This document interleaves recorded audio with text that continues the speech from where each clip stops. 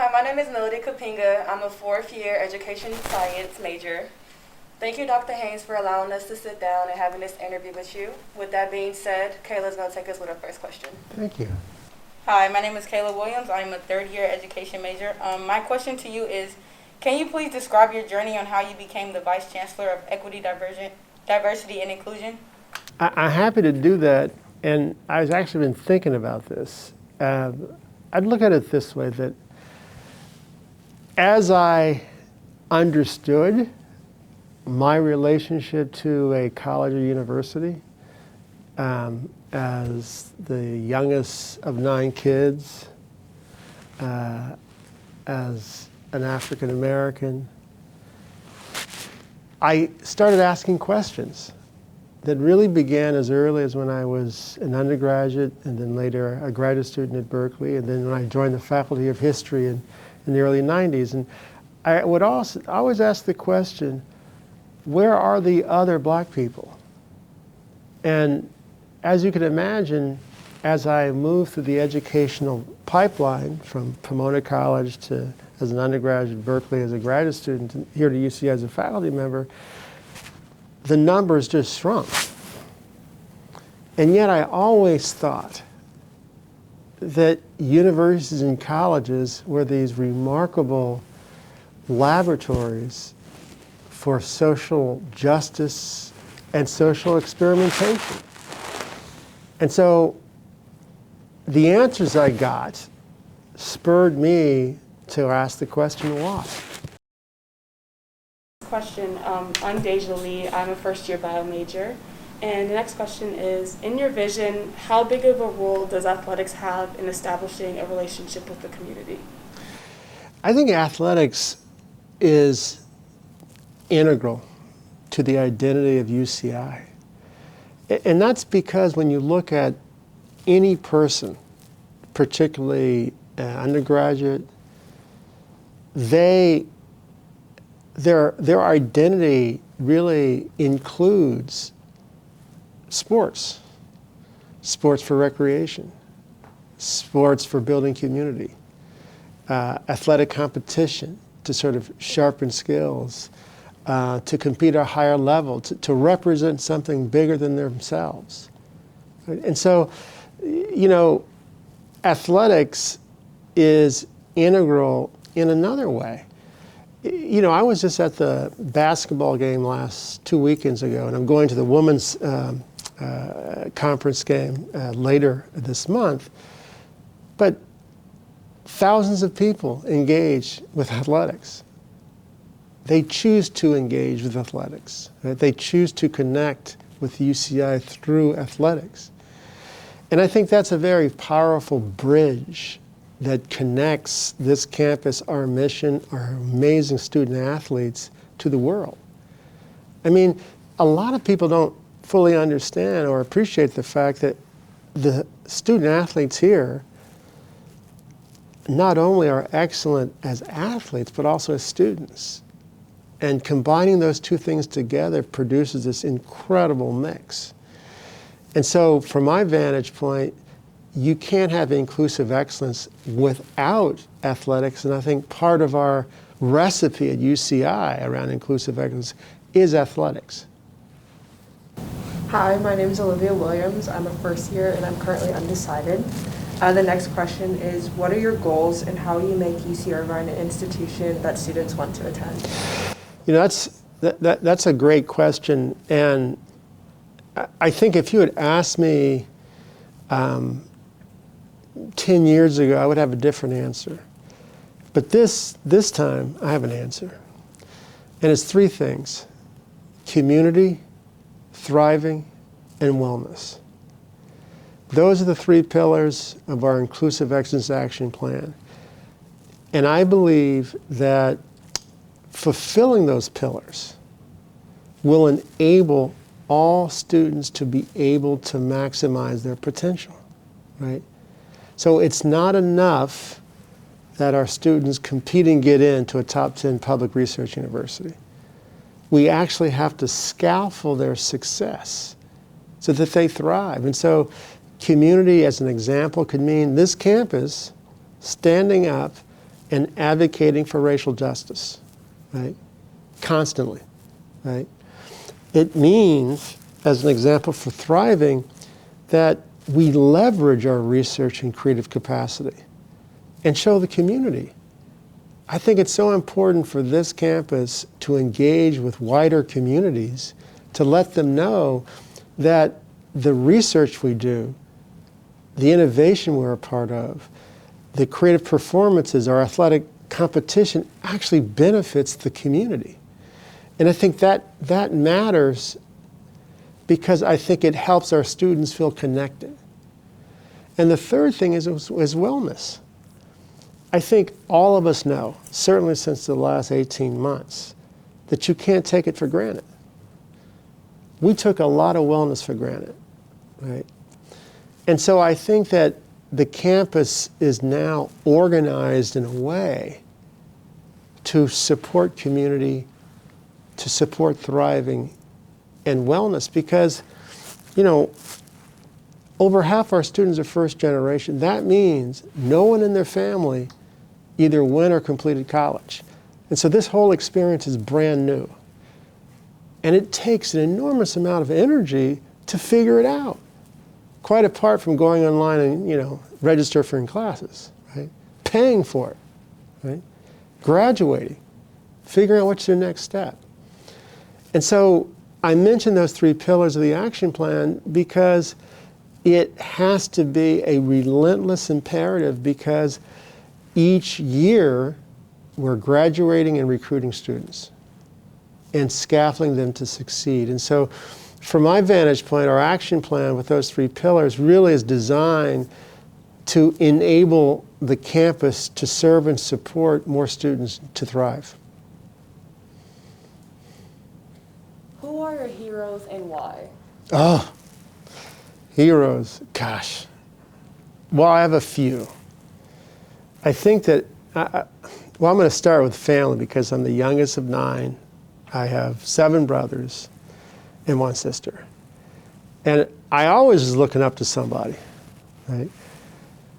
But, so I'd start with my mom and dad because they just gave so much.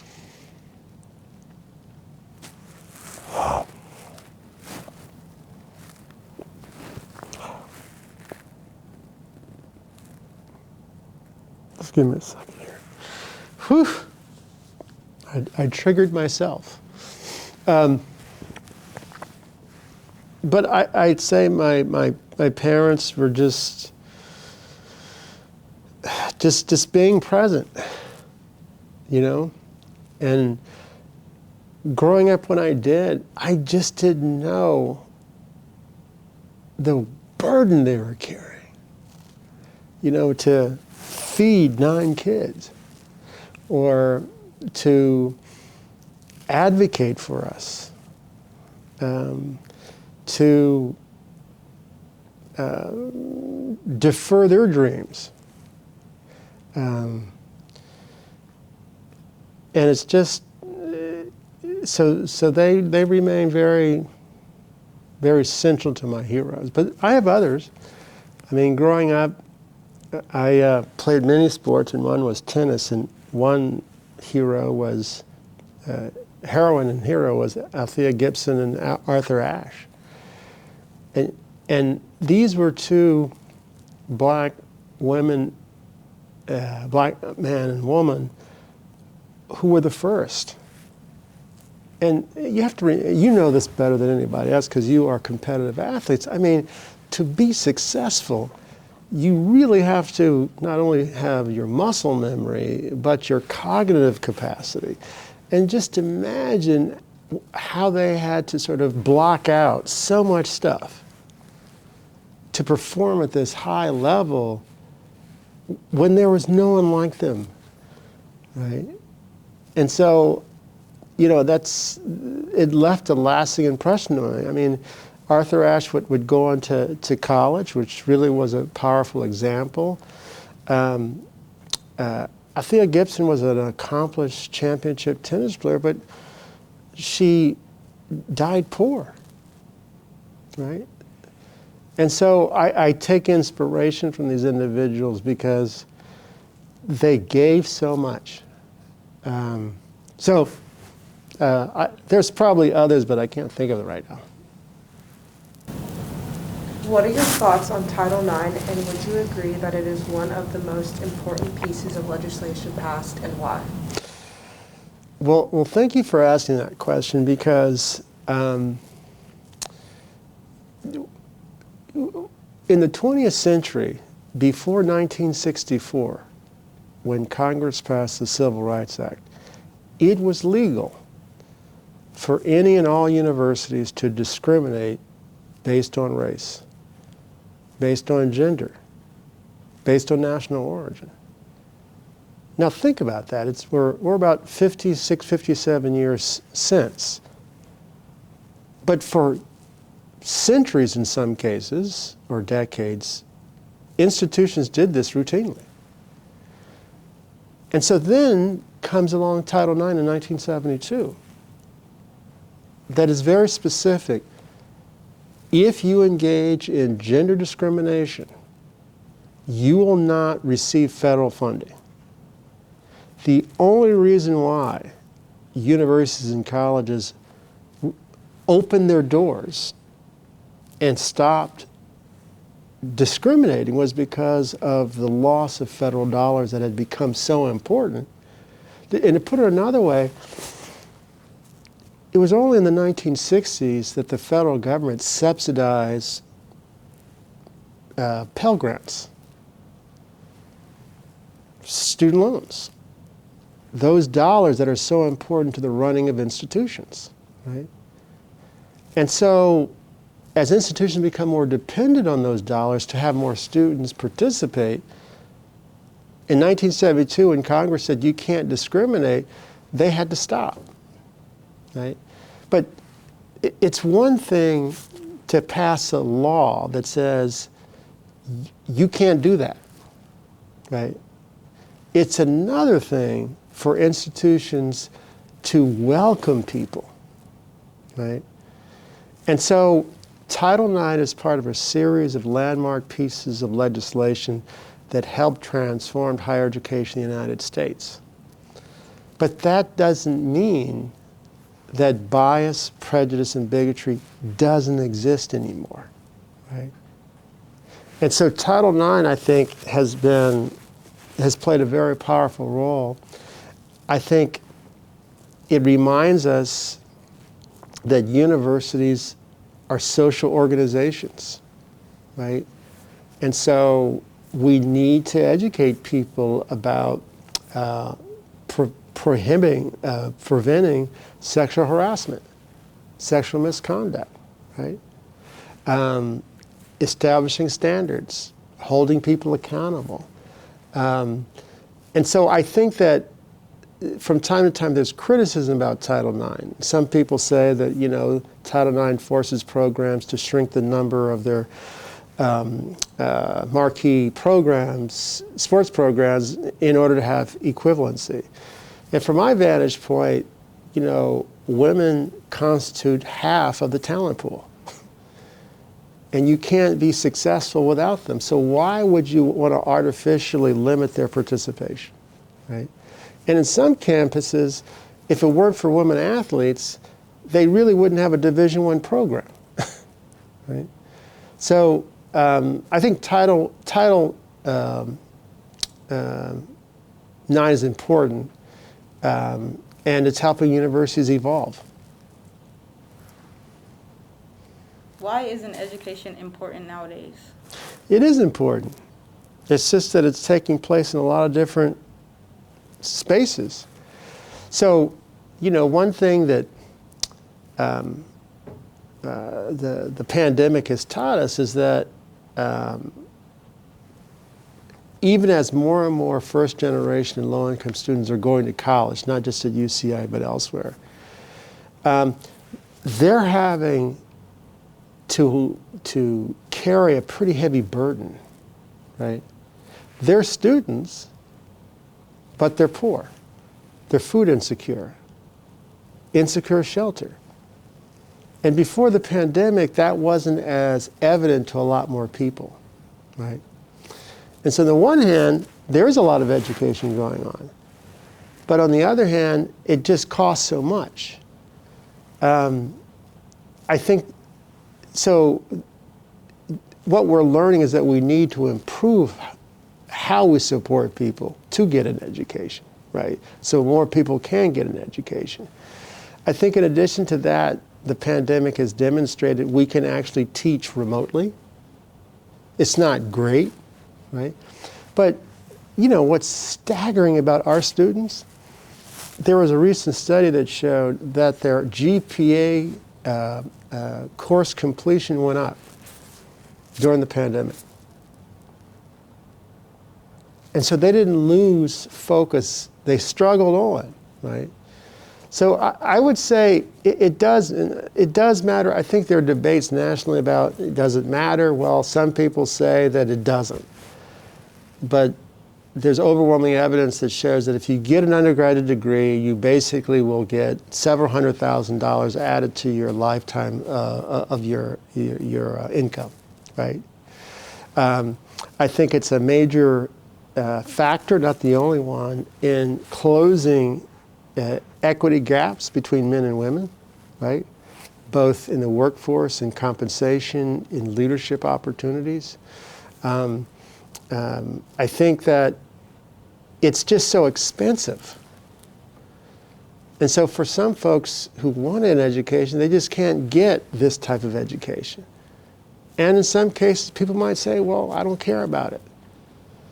But they want an education. So I don't know if I answered your question, but I think it's complicated. How do you enact your commitment to inclusive excellence at UCI? You know, I do it each morning when I get up. I'm thinking about how do we help people maximize their potential. And it involves one-on-one meetings about listening to individuals who have concerns. It's also about enacting our action plan. And it's a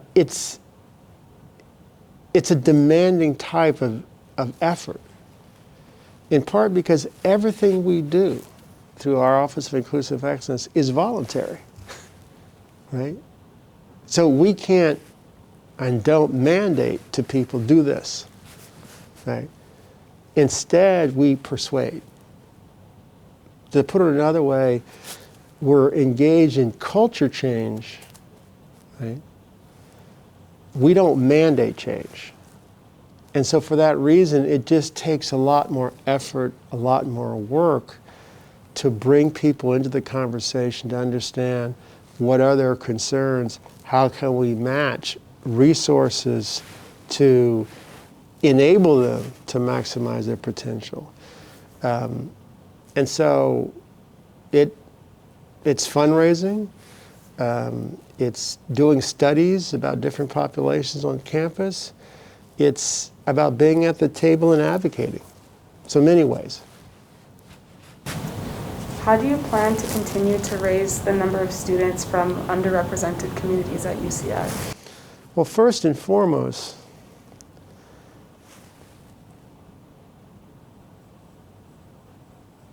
it is legal for Black people to thrive. And I say that because we're in the 25th year since the passage of Proposition 209, where voters mandated that race, gender, national origin can be considered in admissions or in employment, right? That had the effect, I believe, of really suppressing or minimizing discussions about mobilizing talented people to come to the University of California, right? And so when we launched the Black Thriving Initiative in August 2020, it was really the first time that a campus in the United States affirmatively said that we want to be the nation's foremost destination for black people to thrive, right? And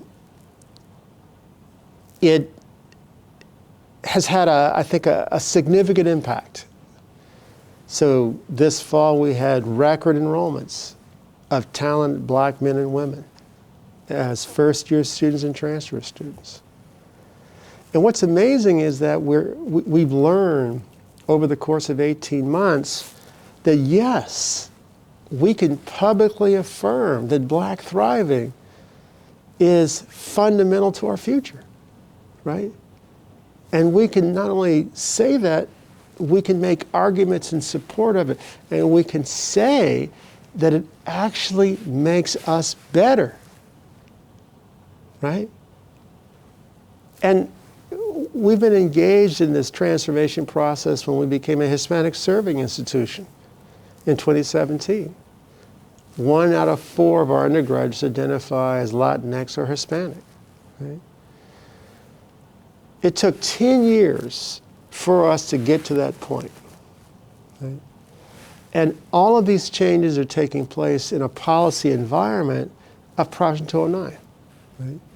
And so I think first we have to think it. We have to believe that thriving for people of color is a fundamental responsibility for the university, number one. Number two, you align people in their official duties to advance that. And number three, you go out into the community. You go out into communities that are rich and poor, black and white, Hispanic, Asian, Pacific Islander, and you tell them why this matters. And in some cases, you ask people to give money, right?